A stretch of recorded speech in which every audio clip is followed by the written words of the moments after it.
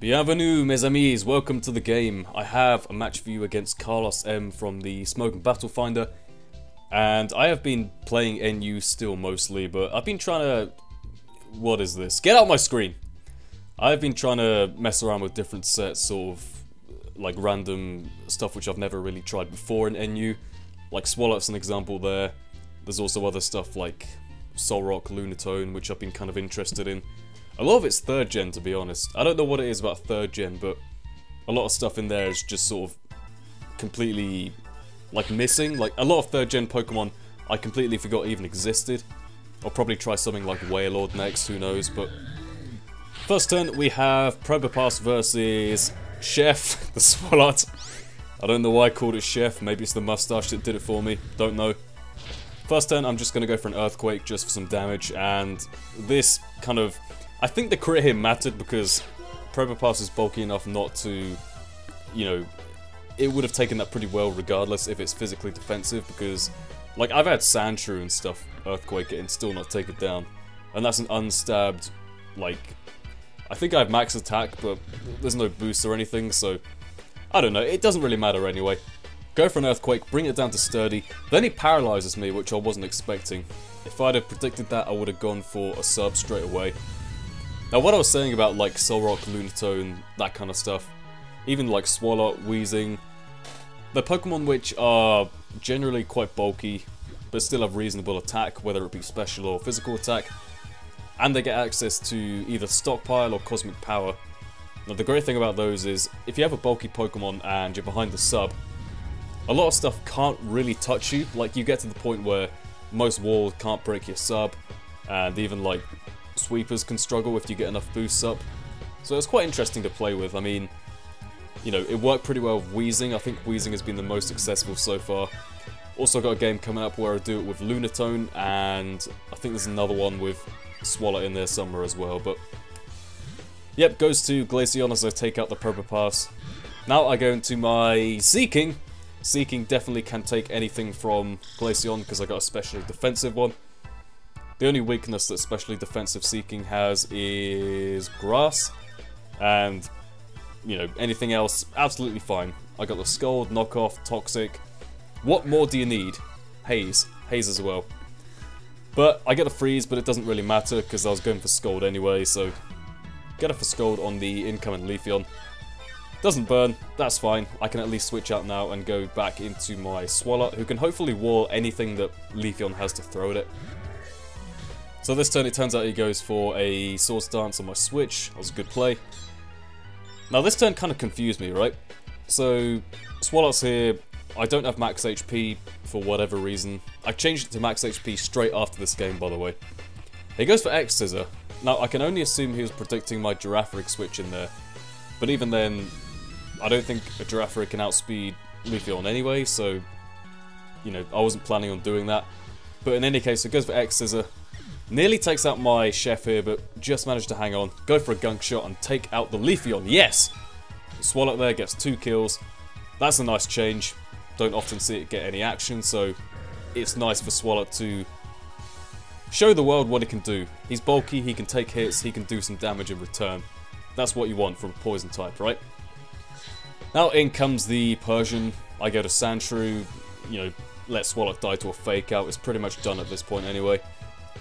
Go for a Rapid Spin just to get the rocks out of the way. I definitely do not want them there for the likes of Murkrow and whatever else I've got left. Girafarig, I guess. Now he switches out, goes to Glaceon. That's a horrible switch for me. Luckily he didn't go for the Taunt there because I do go for my Stealth Rocks, which are going to be up there for good. He doesn't have a Rapid Spinner. Now I switch, go to said Girafarig. I was kind of like, I was thinking I'll probably just take an Ice Beam and then do some damage before I die. But he goes for Toxic, that's fine, you know, not a big problem. However, it does turn out he has the Toxic and Protect combo, so he's gonna basically Toxic Storm my Girafarig to death. I mean, look at that Ice Beam, like, this is a defensive Glaceon, but it still does a hell of a lot of damage. That just shows the power of Glaceon.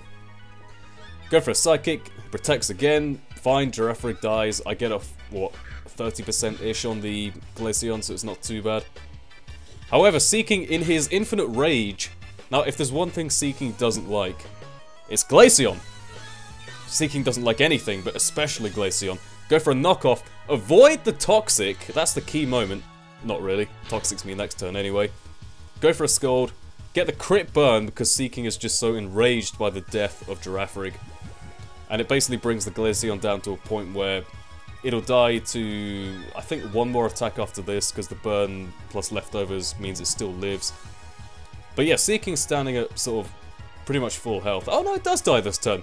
Never mind. Seeking gets a kill. I'm counting that as a Seeking kill. Now Persian comes in. I don't want anything to take a fake out, especially not... Well, I guess the rest of my team is pretty frail, and I don't want Sandshrew taking any unnecessary damage. So I let Seeking stay in here. He's done his job. He can take a couple more hits and then just die, I guess. But the good thing is that Persian does still have the Life Orb, so every hit he does, he wears himself down. I was about to start singing the police then, but thought that was a bit inappropriate. Goes for a turn, takes me down, that's fine. I can go into Sandshrew. Now, I didn't actually know he had Taunt to this point, but obviously he wouldn't have a reason for it now that I've got my Stealth Rocks up. But I can go for Knockoff. Probably not the best of plays, because it does mean that he lives with the... You know, he doesn't have his Life Orb, so he can live next turn. This is the turn I find out he has Taunt. So I just expect him to stay in here trying to kill me off with Return or something, but he does go for a Taunt. That's kind of bad because it does mean that, you know, I have to switch out on the next turn. I can't Oko whatever comes in, and this is my offensive Murkrow set, which relies on either being behind a sub or taking something out with Sucker Punch, and neither of those apply here, so gonna switch out just to get the Taunt off me. Going to Combusken. Now, again, this really confused me. Why does Combusken live a Choice Banded, I assume, Stone Edge from a Sork? There's not many things that can say that, and I have no idea how this non-Eevee-like Combusken actually takes that, so who knows, maybe it's Expert Bet or something, not sure. But I do go for a Fire Blast, and I'm down to the point where I die to one Life Orb hit, but that's fine. I mean, Combusken, I was just sacking at that point, so he did some work, that's fine. In comes Swellow. Swellow is... like, I have the potential to beat this thing, but it's kind of a prediction war here, because depending on what he clicks, he could beat me here, and it's sort of a mind game thing. But I do have the advantage in that he doesn't know my set, so I go for a sub on this turn.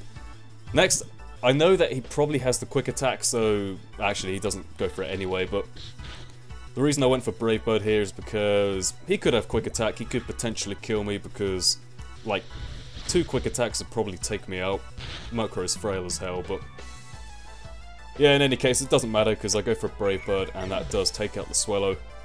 That, my friends, will be the end of the game. Prankster Murkrow with Brave Bird, Sucker Punch, Mirror Move, Substitute, proving his worth again. So that was a fun game.